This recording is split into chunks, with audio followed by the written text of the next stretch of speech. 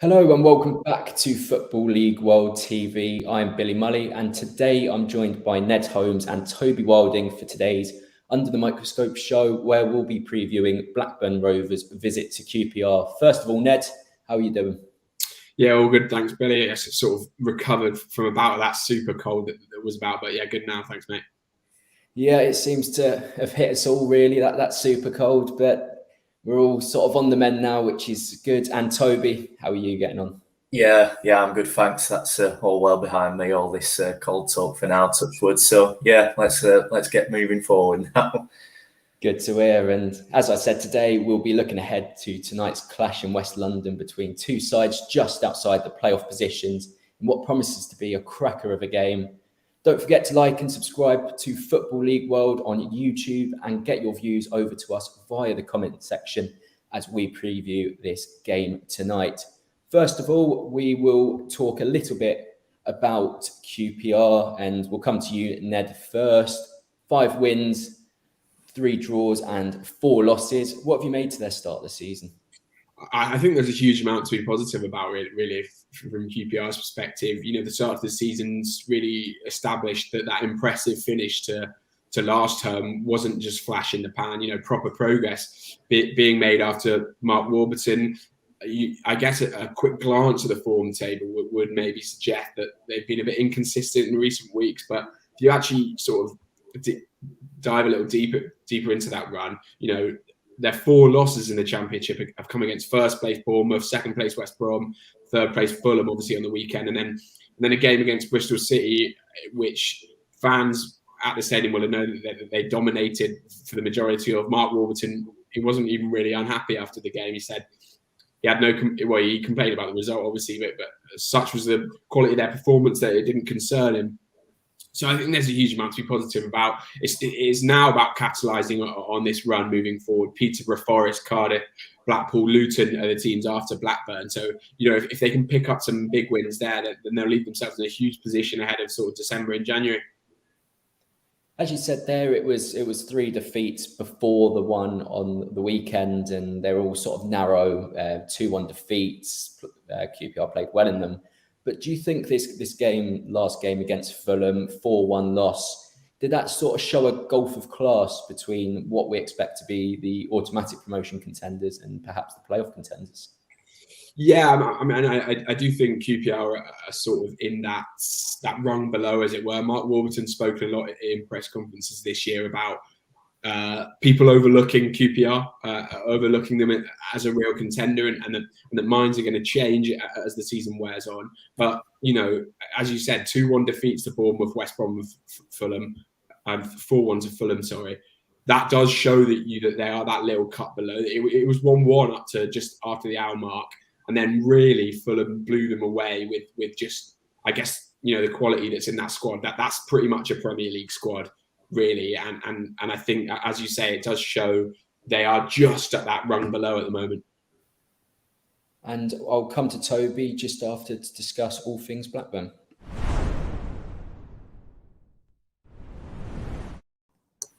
Toby, it's been a steady start, sort of occupying the playoff positions for parts of this season so far. Not without a win in 3 now, 2-0 up against Coventry, and obviously Coventry pegged 2 goals back. So what do you make of the start so far from a Blackburn perspective? And is there sort of any hope that a playoff push could be sustained as the season goes on? I think I've said this before, and I think I'm probably going to. Well, I will say it again now. I think the big concern is the strength in depth. I think up until that run of 3 games we've just referenced that they're on now without a win, there was definitely a lot to be positive about for Rovers. I mean, in fairness, there still has been during these 3 games, but I think it's just sort of exposed maybe the frailties almost to an extent in the squad. I mean, the defeats to Huddersfield and Blackpool just immediately before the international break, they were both sort of with Rovers almost 2 key defenders down in Ryan Nyambe, who went off early against Huddersfield with concussion, and Darrell Lenihan, who didn't play either of those games. And without them, they were badly exposed in defence. So that sort of highlighted how as good as Rovers can be in terms of when they have a full strength side out, when they do lose maybe one or two players. The strength in depth is lacking to really get them into that position to compete for the playoffs over the course of a whole season when injuries and suspensions are going to take their toll.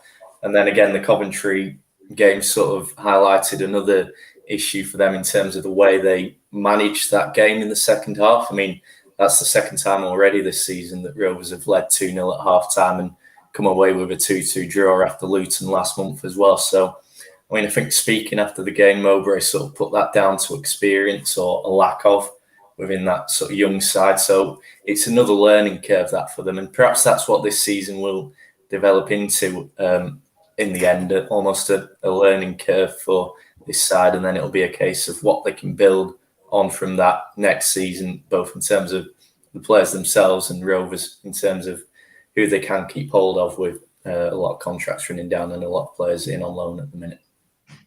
You mentioned that it was the second time at home that Rovers found themselves 2-0 up. I would say cruising, but obviously Coventry had that threat again. But what do you sort of put that down to? Do you put that down solely to the squad depth, as you've mentioned there, or do you think it's other factors coming into play that you've sort of surrendered that 2-goal lead?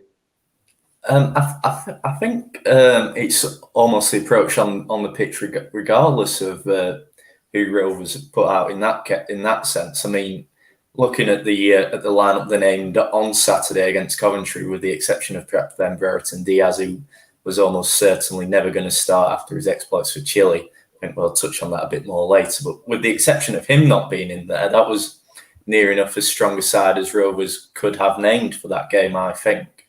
So perhaps that was more the mentality. And we have sort of seen that before with Rovers in terms of they've got into these positions where they're sort of within touching distance of the playoffs. And it's at that point that they've really started to hit some poor form that's sort of cost them. So I think, that sort of mentality approach of the pressure that they come under when they get into that situation, it's not something they've ever really managed to deal with perfectly before. And I think the longer that goes on, the more conscious they're going to be of it and the more it's going to come into the back of the minds in games like that. And that's when you sort of drop off and try to play things safe. And that's when, as we saw on Saturday against Coventry and against Luton as well, they get punished when they allow teams to put the pressure on them. As always, we want to hear your questions. Is there anything that you agree with so far? Anything you disagree with? Any questions you'd like to ask the pair? We'll now go on to QPR's attacking options, as that's been quite the cause of discussion so far this season.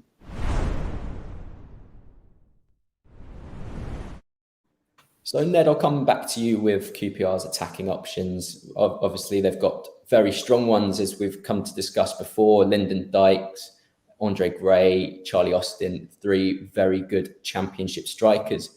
Just want to speak a little bit about Lyndon Dykes first. And what do you think he's bringing to that QPR side at the moment that's seen him as probably the more favourable option in sort of their front line? I mean, I think a big part of it is the confidence he's got in front of goal. I don't think we've seen Austin or Gray prove themselves as really prolific strikers, whereas Dykes is obviously in a vein of form where you sort of back him almost every time he goes through on goal. I think it's 5 and 10 for the R's in the Championship, 4 and 4 for Scotland on international duty this season. Sometimes it can be easy to just pigeonhole him as sort of a target man, but I don't think that's true. He's really mobile as well, and I think he makes really, really sort of smart runs to pick up those positions that often lead to the sort of opportunities that you can put in the net. And another player, Charlie Austin, he had a massive impact when he joined on loan last season. He's proven himself as well in terms of what he brings, in terms of his physicality, his link-up play. So how big do you think Austin will be this season? Do you think he can play as big a part as he did during the second half of last season? Yeah, I mean, I think in many ways the form of Dykes could allow Warburton to sort of get the best out of Austin in that clearly, we've seen Austin have injury problems in the past. He's not in the sort of the prime of his career anymore. So it might be the case about, finding the right time to use him. I don't expect we'll see him again starting today after seeing him on Saturday, for example. But I do think he's got an important role to play, as much in the dressing room as on the pitch. He's someone that's been promoted with QPR in the past. He's someone that has had success at this level, and in a team that that there's quite a few young players sort of scattered about. That could be absolutely huge, I think. And Toby, I'll come to you with one of QPR's threats that I'm sure you'll be nervous when he gets the ball, and that is Elias Chair. And what exactly do you think he brings to this QPR side? And as I say, is there a cause to be concerned whenever he gets the ball today?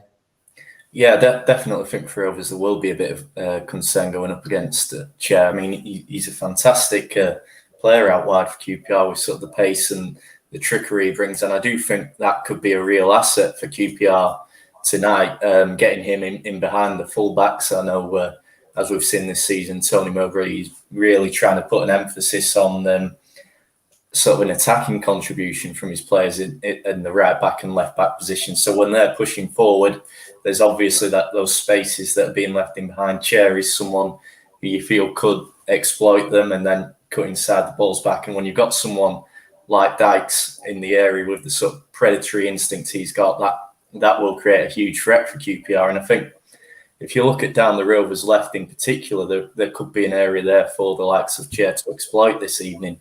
I mean, that in particular is even more than the right back position is somewhere where Rovers will put an attacking emphasis on with the nature of the two options they've got there, Harry Pickering and Teo Adun.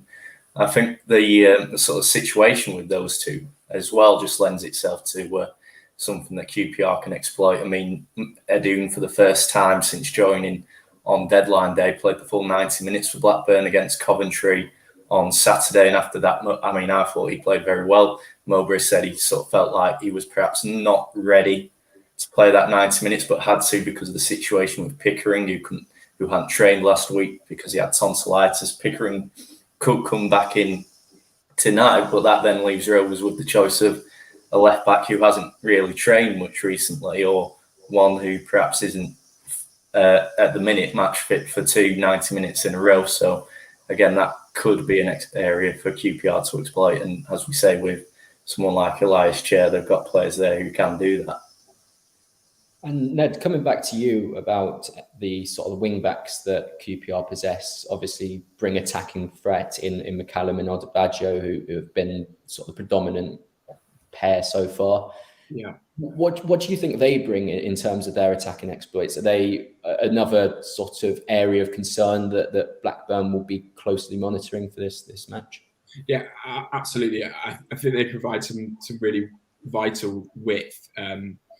I mean, Warburton sort of shifted around a few different shapes, but we're often seeing the likes of Willock.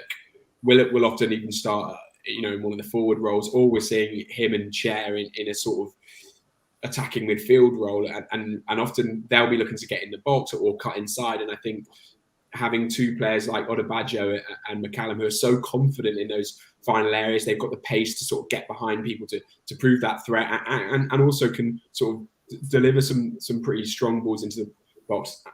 That's going to be vital. On McCallum, I think Warburton caught a lot of flack on the weekend for bringing him off after 66 minutes to the score 1-1. Fulham scored a minute later. They'd obviously go on to win sort of 4-1. That was a decision that I guess caused a bit of unrest among Ars fans, but a vital one if he is now able, as we'd expect, to sort of start again tonight with Lee Wallace still a few weeks out. That could prove absolutely massive. So yeah, McCallum and Odebaggio, that width they can provide, particularly in a formation, well, particularly with players like Willock and Chair, who they've obviously got pace, but they often like to use it sort of in those more central areas. As we said there, QPR, second highest scorers in division. Blackburn are just behind them as joint third scorers. So we'll speak about their attacking exploits too.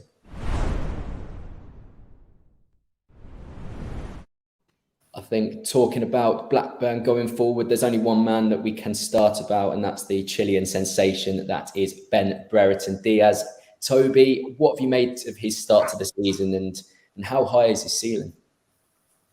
I mean, it really has been absolutely fantastic to watch, both for club and country. It's great to see him do so well, because I think the fact that makes it so enjoyable is how difficult he almost found things the first couple of seasons at Blackburn, with the size of the price tag he had on his head when he arrived. And the first couple of seasons, chances just didn't go in for him. But it's been a complete turnaround. And I do think the Chile exploits have had something to do with that. The confidence they've given him, it's just translated into his club form. And it's been brilliant to watch. I mean, even on Saturday, when he came off the bench, with about 20 minutes to go, you're thinking, can you make much of an impact when he's just travelled halfway across the world and played 90 minutes in the early hours of Friday morning for Chile? So, but he did. It was that introduction that sort of lifted Rovers just after Coventry's equaliser. It was him who sort of pushed them on towards getting the winner. I mean, he almost had one in stoppage time, but for the linesman's flag. So he's been absolutely brilliant. I mean, he stepped into that role left by Adam Armstrong perfectly in terms of being that main goal scorer for Rovers. And I mean, long may it continue, whether or not Rovers will be able to keep him. If he keeps playing like this, is another issue. There's constant sort of talk about his contract. I think they've got the option to extend that for next year, so that does give them a bit of a buffer. But even so, if he carries on playing like this, then it's hard not to see there being some big offers that might well test Rovers' resolve coming for him either by January or next summer. As you say, it's definitely been a brilliant start to the season from Brereton Diaz, but perhaps somebody that I feel has gone a little bit under the radar in recent weeks is Tyrese Dolan, Ned. What kind of qualities can he bring to this game should he start, and what kind of threats do you see him posing to the QPR defence? Well, I think it's important, Dolan, the role he plays in that sort of front three, in a way that what Mowbray's like to do is sort of push Gallagher and Brereton Diaz often out wide, and they're obviously big physical strikers that they're obviously not slow, but you wouldn't say they're pacey, either of them really, and I guess the directness at times and the runs that Dolan makes in behind and that threat he has to sort of stretch the pitch a bit is vital to sort of creating space for Gallagher and Brereton Diaz. I know Toby's a huge fan of him. I've chatted about him before with him, and I do think he's someone that's vital to that success of the other front two, and particularly Brereton Diaz this season. And I'll come back to you, Toby, about Ryan Yambe, because you selected him in our Championship Underrated Players episode a few weeks ago now. What kind of threat do you think he has, and do you think that's balanced on the left-hand side with Pickering and, as we've seen recently, Teo Eden? Yeah, I think more and more so. It's something Tony Mowbray spoke about for quite some time now. He's sort of adding an extra element of an attacking threat to Nyambe's game. We saw that on Saturday. I think he was outstanding against Coventry on Saturday. He came so close to a first goal on his 178th appearance. It was an excellent move, and the strike he had, it brought a really good save out of Simon Moore in the Coventry goal. And it was not a quality of strike you'd expect from someone who's never scored a senior goal before. So we are starting to see sort of the threat that Nyambe poses going forward is becoming more and more potent for Rovers. There's assists coming into his game. I mean, I think as sort of both managers pointed out after the game on Saturday, Coventry were almost forced to sort of switch their fullbacks around, because I think it was Todd Kane on the left against Nyambe first half, and he just couldn't really get a hold of him. So that sort of shows you just how good Nyambe can be in that position, that he's actually the attacking threat Coventry were trying to sort of negate more on Saturday, and that QPR may well have to do the same again tonight, especially if Mowbray's forced to play an Aduna or a Pickering who might not be 100% fully fit on the left. And of course, we do want to hear from you. Are there any particular players that you feel like are going under the radar? Any players on the opposition team that you were scared of? Or any other players that you just feel that will have an impact tonight and through the rest of the season? But now we'll go on to the other side of things, and that's sort of the defence and midfield.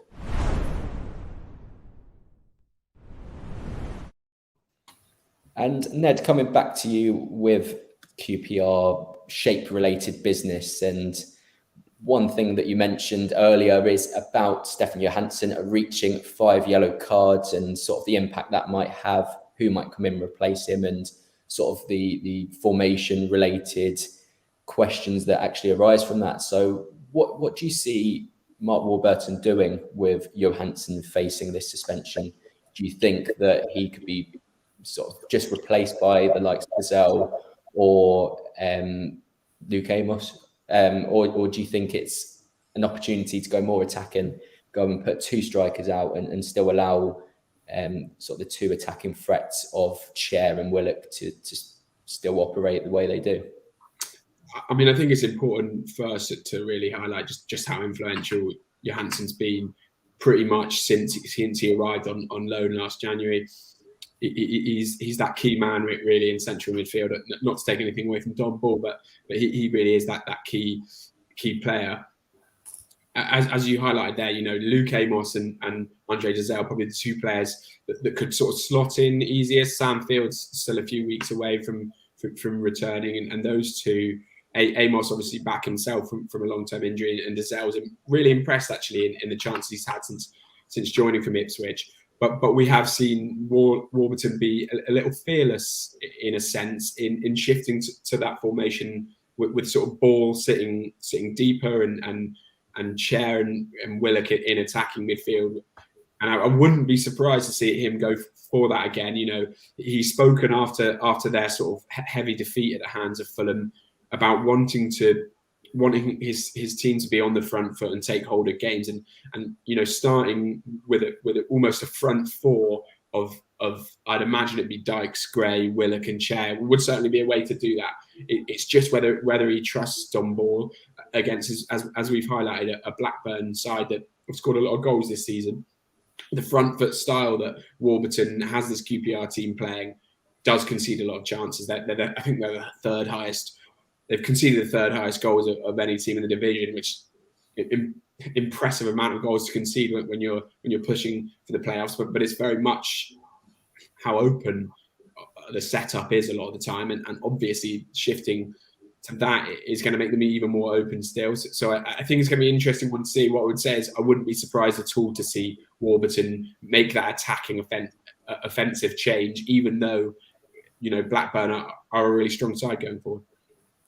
It's interesting what you say there, because both sides have scored loads and conceded loads. And if you think about sort of the defensive reinforcements that both clubs have, it's quite strange to me that both teams have conceded as many goals as they've had. And coming to you, Toby, what we've seen against Coventry was Blackburn revert to a back 5. We spoke about it the other week. Was there scope for that to happen? It did. What did you make of that? It was an interesting one. That change sort of brought in Jan Paul van Hek for his debut. He ended up playing the full 90 minutes. I think, as you say, when we discussed it before, we said that was a possibility because of the expectation that you'd want to include him, having brought him in on loan. And he coped pretty well. But if I'm being honest, I would be slightly surprised if we were to see that again tonight. Speaking after the game, sort of Mowbray said that he felt Van Hek was again perhaps tasked with sort of a full 90 minutes when he perhaps wasn't completely ready. Maybe he was tiring a bit.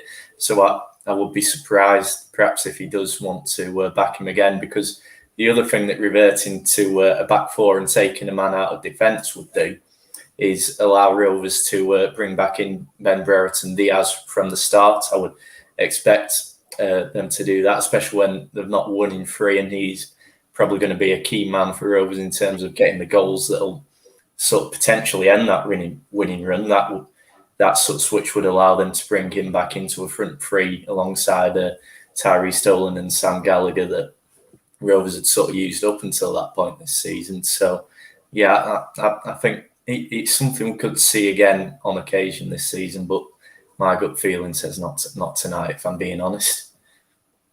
Well, we'll now come to the hardest part of the show, which is going to be our score predictions for tonight's game. And I think people hold them closer when it's a game between two teams that there's affiliations with from the pair of you. So be interesting to see how you two go with this. I'll come to you first, Ned. What are you going to go for tonight's scoreline?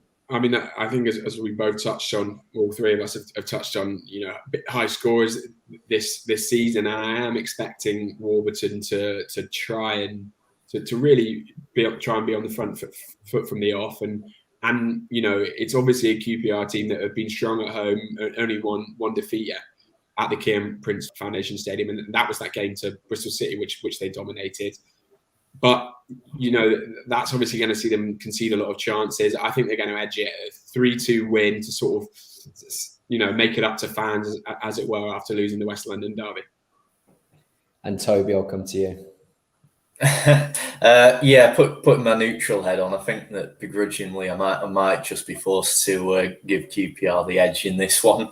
I think, as Ned said, QPR have been strong at home, and they are going to be absolutely desperate to sort of give a response after what happened on Saturday. And I just think also, from a Rovers perspective, I think this is going to be a really tough game for them in terms of physically, because, again, speaking after the Coventry game on Saturday, Mowbray said that his side, because of sort of illness that had gone through the camp, they had no sort of real chance to train in the second week of an international break that you'd usually use to sort of put together your preparations for a run of fixtures like this. So I just think that the combination of those two issues, the QPR momentum in front of the home fans as well, and just the toll that things might be taking a bit on Rovers here, I can just see QPR maybe edging this 1-2-1 home. Well, our colleague at Football League World, George Douglas, has often pointed out that I do like to sit on the fence on a fair to many occasions, but tonight I'm going to go with a 2-0 QPR win. I think they've been, for the majority of the season, impressive, and I think they'll be eager to bounce back after a scoreline against Fulham that perhaps was a little harsh. I think Fulham did deserve to win the game, but I don't think the 4-1 scoreline was a true reflection of what we saw. But that is all we have time for today. This concludes our Under the Microscope episode for QPR versus Blackburn tonight. Ned will be back on your screens at 2 p.m. today for our EFL preview show. You'll be joined by Marcus Ali and Alfie Burns to look ahead to some more EFL games tonight. Big thank you to everyone watching today. And if you've liked what you've seen, please subscribe to Football League World TV on YouTube. But until next time, goodbye.